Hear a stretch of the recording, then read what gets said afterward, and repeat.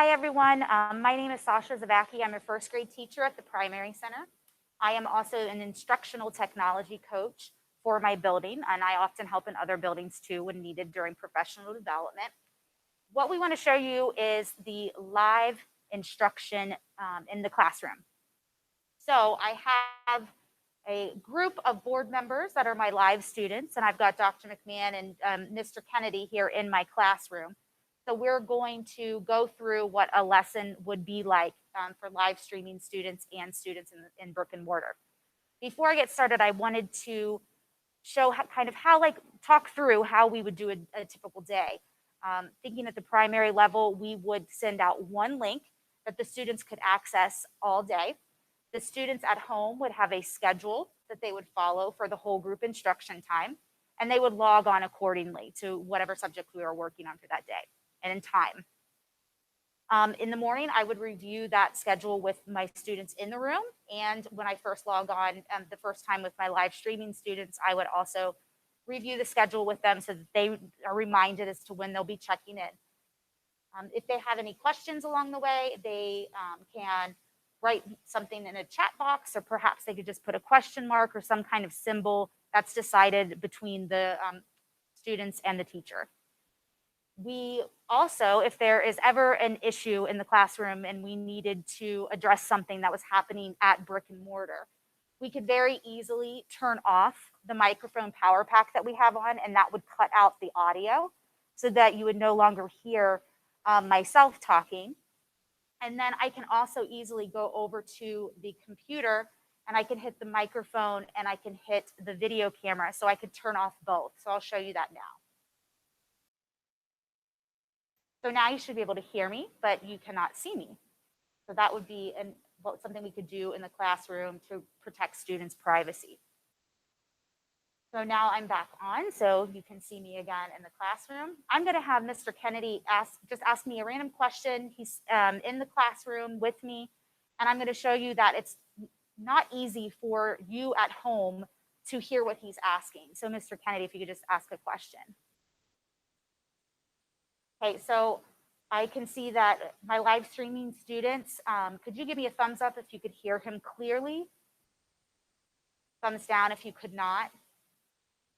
So they're telling me now that they could not hear him very clearly. So as the teacher, I would need to repeat his question if it was, going along with class content. So he just asked what day it was. So I just wanted to show you that you cannot hear a lot of the things that are going on with students. You mainly hear the teacher.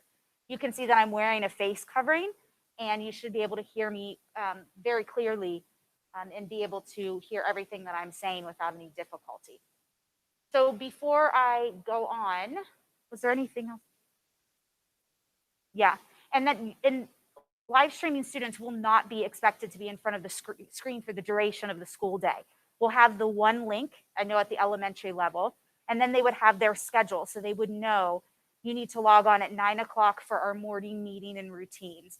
You need to log on at 10:15. We're going to start our reading lesson. At 11 o'clock, you need to go to a different link for STEAM class, because that would be in a different location of the building.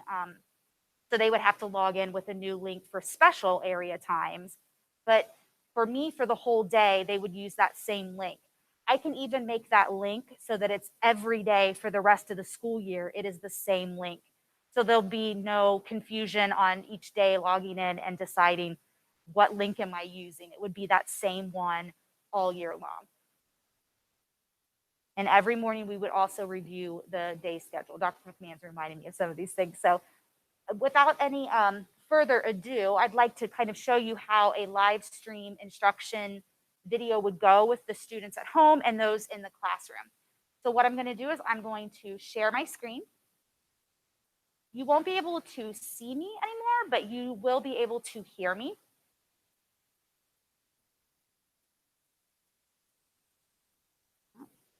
Okay, so all of my students at home, you have a social studies folder, and inside the folder is the materials that you will need for your lesson. So at first, I'm asking that you just use your brains for this lesson. We just need ideas. At the end of the lesson, I'm going to ask you to get some papers out, And I'm also going to ask you to get scissors and glue out, but I don't want those out right now. So we will get those out at the end. We have been learning about needs and wants in the classroom. So this is nothing new. Today is just a review, and we're going to do a little activity with it. So you can see my first question asks, what is a need? A need is anything you need to survive. And I have included some pictures around there. My first picture, I have clothes. My second picture, I have apple. My third picture, I have a house. My fourth picture, I have water. And my fifth picture, I have hearts, which represents love. Let's talk a little bit about these needs.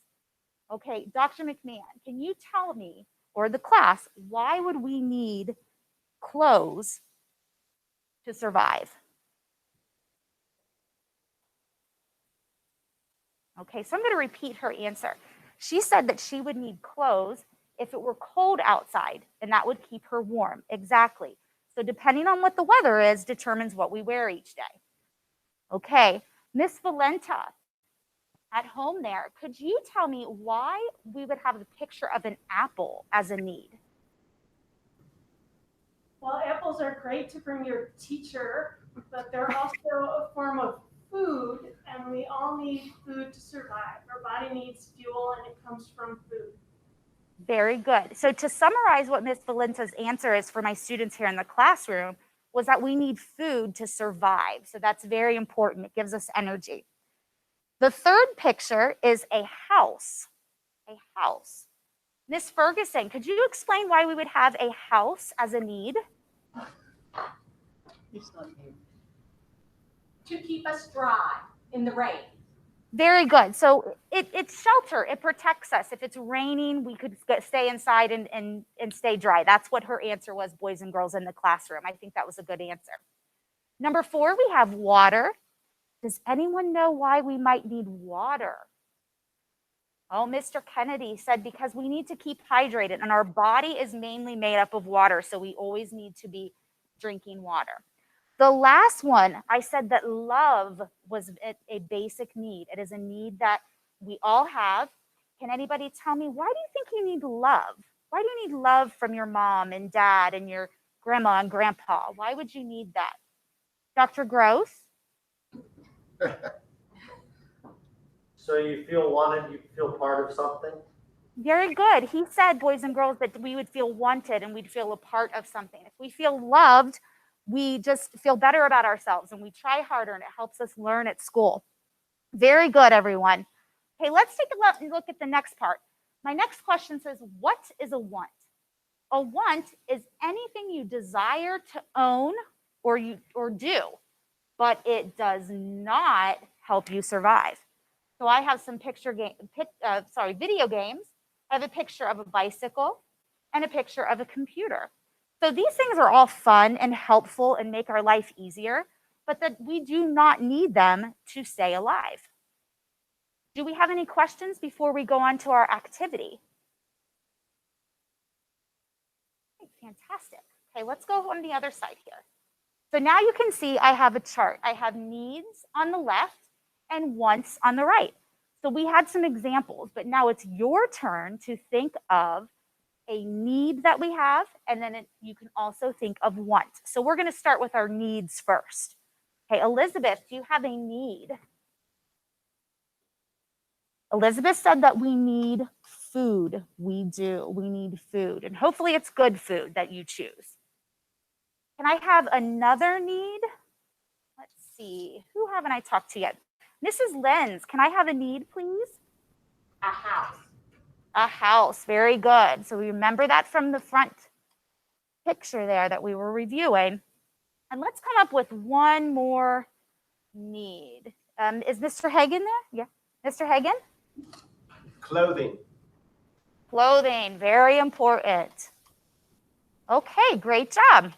Okay, let's go over to the wants side of our board. Mr. Kennedy, is there something that you would want? He said a dirt bike. Now remember, a want is something that we desire to have or to do. And mainly those are our things that we do for fun. All right, let's come up with another one. Mr. Morgan, do you have another want? An Xbox. An Xbox. Very good. And let's do one more. One more. Miss Dorsch, sorry. Cell phone. A cell phone. Oh, I don't know. You might be thinking, I don't think my mom or dad can survive without their cell phone.